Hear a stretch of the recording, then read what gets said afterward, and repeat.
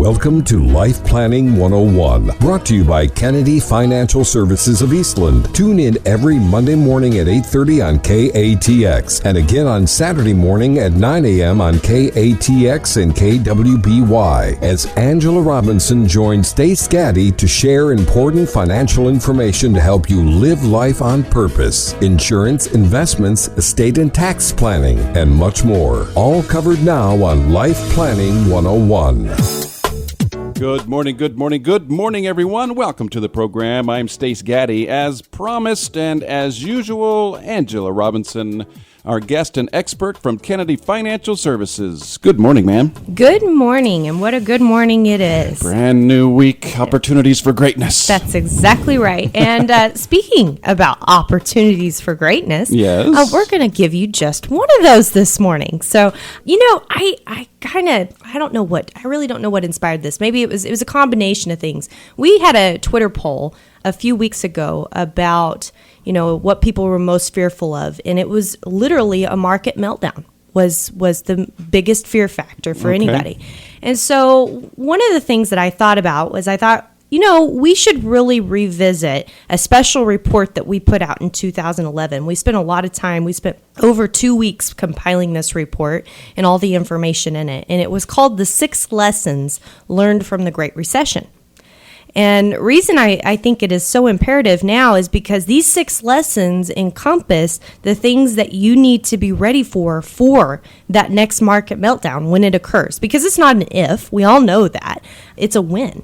And, I think too often we forget about the things that we ought to remember.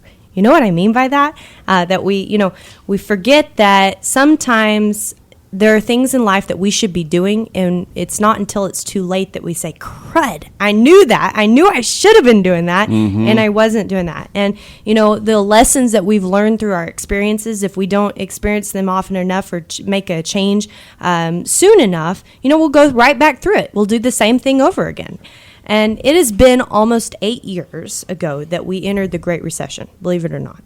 8 years ago. Doesn't feel like that long ago at all. On one hand. Yes. On the other. On the other, that's correct. That's correct. And, the thing is I don't think that we can ever go through a time in history like that without learning something. Every one of us. Either we learn something, we grow in some way, we change a few things that we're doing, or at least we have a little bit more humility about things, right? And given that, there's a quote, I love it. It's by Johnny Rich. He says, to reread a book is to read a different book. The reader is different, the meaning is different, and what I have to say to that is I dare say we're all a little different than we were 8 years ago when we went through this. And so I think revisiting what these lessons learned from the Great Recession are is the perfect way to set you off on good footing. So when we do have a market meltdown occur again, because it will, it's just a matter of when. I will say that multiple times on the show. Okay. Yeah. You're ready for it, because here's what I do know is we can't time the market, right? And those that do try to time the market, they're hurt. I mean, you've heard us tell statistics on the show over and over and over again about people that, are emotional and try to get in and out of the market and what it does to their returns versus what the actual returns of the markets have been. And I think that's really good to consider. And when I do talk about the market, I hope everybody realizes, because we are actually independent as advisors. We don't choose to work under an umbrella of somebody. So we are open, and able to visit multitudes of investments. Okay, so when I say market, I'm saying general market. What does that mean? Stocks, bonds, equities, alternative funds. So when you think about alternative funds, what does that include? Real estate, commodities, oil and gas, private debt, private equity. I mean, we're privy to all of it. And in 2008, every bit of it got affected. There was nothing that hid anywhere. And I think that's the one thing to make note of, because even if you were a owner of real estate, you got hit. Even though you thought you were protected and you didn't see the volatility, you got hit. And some of those real estate owners are even more impacted than the markets were, because their property values still are not where they were in 2007. Think about that. That's almost 10 years later, and we're still not back to those highs. May I interrupt you quickly? Sure. That is a huge, huge point. You're not under the umbrella. I want people to hear that. because the markets are notorious for people helping people kind of thing. You're independent of that, and that is huge. It is huge. It is absolutely, and that's why we choose to be that way. Yeah. My dad worked on what we call captive side in the insurance industry. And he came to find out that they used to push things on the sales force to push on the people, whether it was right for them or not. And he said, I can't do this. I can't sleep at night doing this. And so that's when he became independent. And he said, I need to be doing what's best for that client. First and foremost, I need to be looking at their situation and then making recommendations based on their situation. And really, all this talk about what all these laws that have recently come out in our world is fiduciary responsibility. We've always held ourselves to that level of fiduciary responsibility because at the end of the day, it is about taking care of someone and making sure that, their lifestyle, their income, their children, whatever their goals, whatever their wishes are taken care of. Now, does that mean we're perfect? No. And that's what this special report is all about. I think it'll really reveal to you. And we're going to actually take 2 shows to do this. Okay. Because there are 6 of these, and they're pretty in depth. So I hope you enjoy it because I know you will enjoy it. I hope you learn something from it and really allow it to embrace you because it will prepare you if you let it. You're listening to Life Planning 101 with Angela Robinson from Kennedy Financial Services right here in Eastland. Keep it right here. We'll check in with our sponsors and be right back.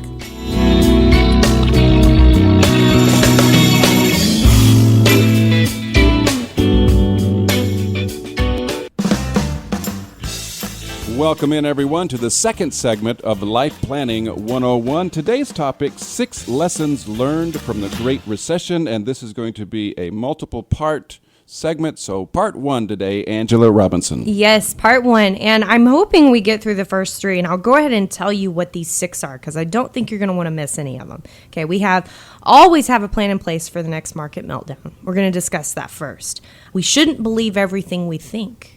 Wait for that one. That one's going to be good. Let that one sink in. Yeah, think about that one.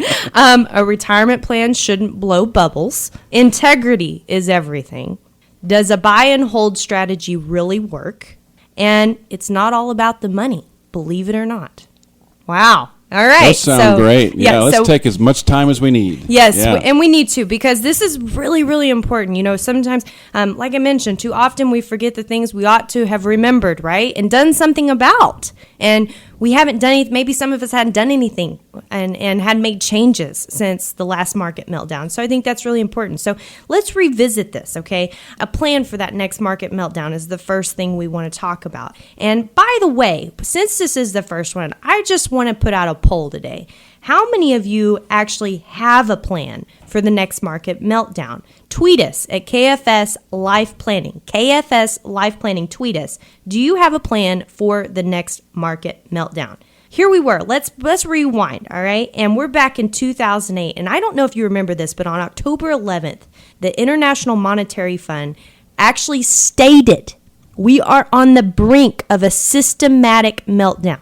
By the end of 2008, 15 banks in the United States had completely fallen.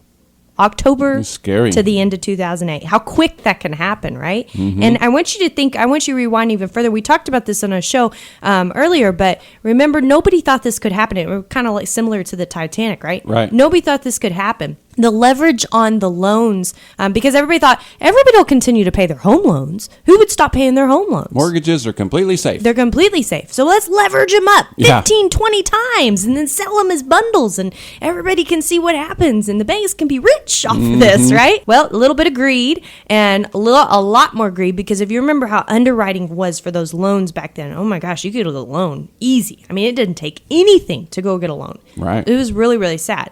And so, that's another problem. And we went through the largest incline in history in the value of home prices, okay? And people were buying so ridiculous. I remember when I was a young girl, my dad always told me, he said, okay, always buy a home. The total amount should be about what your annual salary is. That was impossible in 2008. You couldn't do it. Here you are with average homes being in $300,000. Most people don't make $100,000. Most couples don't make $100,000. How was that possible? Yet people were expected to pay them. The banks thought they were secure. Lever them up. Let's see what happens. Well, Here's what happened. In 2009, the Dow Jones Industrial Average closed at 65.94. Just to put this in perspective, do you know where it's at today? 18, 17, Yeah, 18? right around 17,865. It closed at 65.94. It was a 54% drop from its high right before that of 14,000, which shows you how much it's come back, right? And more, and then some, right? And that was just 17 months before. 14,000 to 65 in Yes. 17 months. Yeah, that's scary, wouldn't you say? It's good to remind us, too, It Angela. is. It is. It's 54%. How many of us can stomach that? And let's put that in layman's terms. Let's say you have $100,000 invested.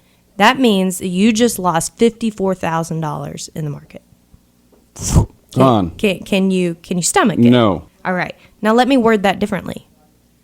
$100,000. Your portfolio just went down $54,000 temporarily. Okay. Can you stomach it? Yes. Some of us can.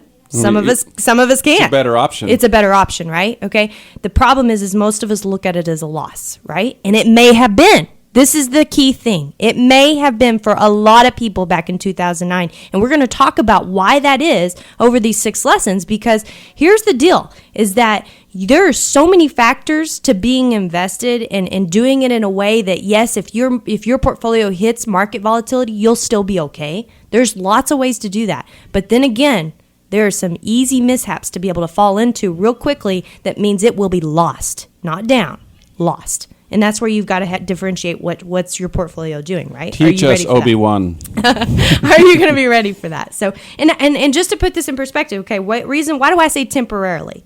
Well, on April 29th of 2011, when we put this report together, because I thought I would use today's numbers, but I think this is better.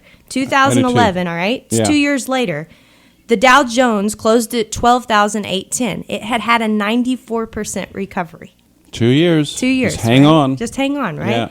So the conclusion to be made from this, what can be made from this? Do you think anybody could have predicted this happening? No.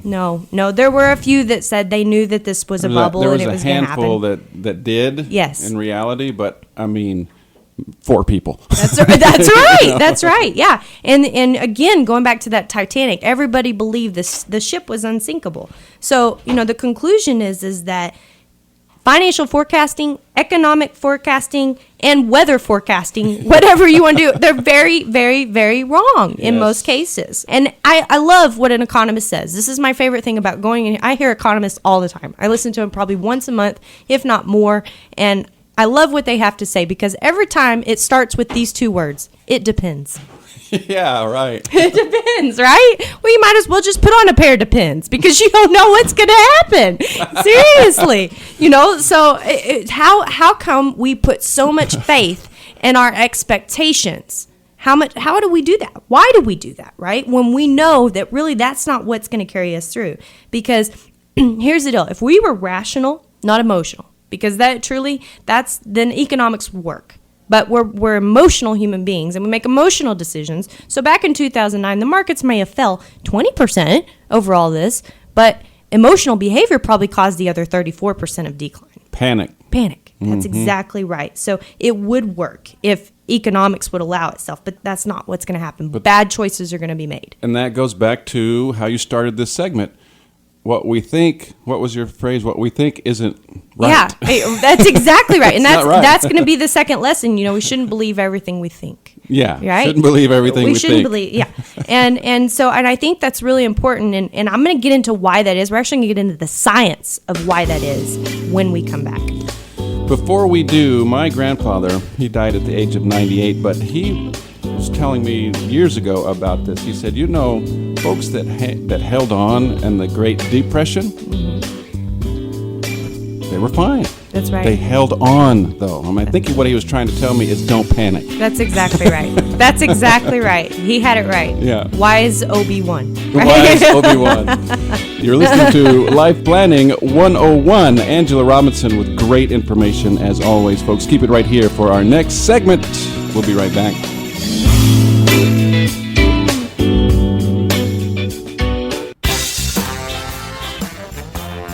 Welcome in, folks, to our final segment this morning of Life Planning 101. I'm Stace Gaddy. Our guest and expert, Angela Robinson, just dropping knowledge on us all over the place. Good morning again, ma'am. Good morning. And we've been talking about these 6 lessons learned from the Great Recession, the first of which was having a plan for the next market meltdown. I'm going to get into the details of this plan after I talk about the lesson 2. Okay, so you want to stay tuned for the end of the show. And make sure you subscribe to our radio show on iTunes, kennedy-financial.com/podcasts. And you can listen to us anytime. Listen to us while you're working out. That way you make sure and get your heart rate up when you hear about all this. So Yeah. if you haven't already, right? Okay. But let's think about, we shouldn't believe everything we think. And I'm going to get into a little science here. Now, I will tell you, I'm not good at science, so all that I'm telling you, I read from a book, and it is a great book. It's actually called Don't Believe Everything You Think, okay? And it was written after the Great Recession by Stephen Lukenbach, and he was accompanied by Tim Vandehey. And I tell you what, this is an awesome book. If you are an investor, you need to read it because it tells you about who you are, how your mind works, and I think all the time, I'm always a big proponent for progress starts by telling the truth, right? You have to tell yourself the truth. And reason I want to tell you about this is I want you to think back. We mentioned the Titanic earlier, right? Mm-hmm. Now, it seems ridiculous and outrageous a century later that they think that it couldn't sink. But how many people thought it couldn't sink at that time? Was it ridiculous and outrageous? It still was ridiculous and outrageous, but they thought it. But they thought it, right? Think about some other things. Put all your money in tech stocks. You remember that? Yeah. Back in the 90s? I've worked with the company my entire life. They're a great company. Everyone should buy Enron. Oh. Yeah. Ouch. Ouch. How many times do we hear investors say, well, I want to keep all my stock from the company I just retired from? Woo! That's one of my biggest fears for that person. How do you get to invest with Madoff? A consistent 7% return, 9% return, whatever he was offering. You're just punching us right in the I know. face, aren't we? Right. When I retire, I will just sell some of my home, take a reverse mortgage. It's going to be worth more than it's worth now. Right? Mm-hmm. I just know that stocks will come back. Let's hold on to it. That stock will come back. Let's just hold on to it. Well, some stocks never came back from 08, by the way. The Dow is going to 3,000. Get your money out now. By the way, I have 4 people on record of saying that in March of 2009, right before it started its incline. Back up over the biggest bull market we have ever seen. Woo! Those are some painful things to talk on, aren't they? You are on fire. Yeah, well, here's the deal. Did we believe those things? We did. Did we think those things? Should we have believed those things? No. No, we shouldn't. Okay, so this is why I want to talk about this book. And by the way, if you remember, and we talked about this on a show Aaron was on, I think, where investment behavior, if you actually took the returns of the S&P 500 and versus an investor's returns, what they would have been. Well, let's rewind this back to what they would have been in 2009, because I think this is interesting. Okay, so here they are from January 1989 to December 2008, after the recession had already been in progress. The average S&P 500 investor averaged only 1.9%, when the actual index averaged 8.4%. Wow. That's emotion. And the difference there is emotion and having experts help you? Maybe. Probably just emotion. I always say that. I always say this about our business. Yeah, we spend a lot of time researching, and there's so much information. We'll actually get into that in the report about how that works. But you know what my biggest job is? Keeping Psychology. People calm. Yeah. Psychology. That's exactly right. 90% of it, maybe 10% is equated to that. And there's actually some studies about that. Yeah. So if you took 90% of that 8.4% return, would that be pretty big? Absolutely. Now, there are other factors. Don't get me wrong. It depends. Yeah, it depends. There we are. Okay, so let's get into why this is. It's called your amygdala. Okay? Mm-hmm. Weird word, but it's actually a part of your brain. And it is what is responsible for your fight or flight defense response system. Okay. It is only short term. Here's the thing. Okay, I want you to think about it. If you're immediately, something's up ahead of you in the road and you need to come to a stop, what's your amygdala going to do? Pump on the brakes, right? Yeah. Okay, so that tells you that immediate response. It overcomes your neocortex, which is responsible for all your planning. So if Does it help you be rational when it comes to investing? No. No, it does not. Unfortunately, you have something in your brain working against you when you become uncomfortable in the market. So when you see your portfolio decline 54%, it says, get out. Exactly right. Okay. But here's the deal. Your amygdala does not consider the long-term consequences. We can't control it, and it ends up controlling us and all of our results, so to speak, right? Very interesting. Very interesting. After the crisis, it goes back and takes a nap. That's exactly right. And you know what's funny? My work here is done. Yeah. We actually had a client, and it talked about this in this book. We actually had a client that her and her husband, she wanted to take out all of her money during the recession. It was February 2009, and he was sitting there begging her not to do it. And she did it. Well, she didn't remember doing it. Really? No. And he said, oh, yes, you did. And had it not been for him, we would have probably been at a, wit's end of he said, she said. No, thank goodness we take really good notes. But here's the deal. The other part about your amygdala, it's also used during grieving times. And guess what happens? You forget because it intentionally sends off chemicals in your brain to help you forget painful memories. Fascinating. Mm-hmm. Right. Okay, so all these things that you could have biases about, and we could get into all this because it is really, really amazing how your brain actually works. But here's the bottom line. Don't believe everything you think. Now, we didn't get around to talking about having a plan in place, right? What that actually means for the next market meltdown. So I guess this means you're just going to have to listen next week to the show because you don't want to miss it. We are going to talk about exact particulars on what you need to do with your portfolio now to be prepared for when this occurs again. When you said this is going to be more than one part, I understand now. I mean, each one, this could be 6-part series. It could be 6 parts. It is amazing. Yeah. It is really amazing. So, again, so happy to have everybody on the show. Hope you have a wonderful week. My name is Angela Robinson with Kennedy Financial Services here in Eastland, Texas. God bless. And in the meantime, sleep at night. It's worth it. Don't let it worry you. Thank you for joining us for Life Planning 101, brought to you by Kennedy Financial Services of Eastland. Tune in every Monday morning at 8:30 on KATX and again on Saturday morning at 9 o'clock on KATX and KWBY for more Life Planning 101. Securities and investment advisory services offered through VSR Financial Services Incorporated, a registered investment advisor and member of FINRA SIPC. Kennedy Financial Services is not owned or controlled by VSR Financial Services Incorporated.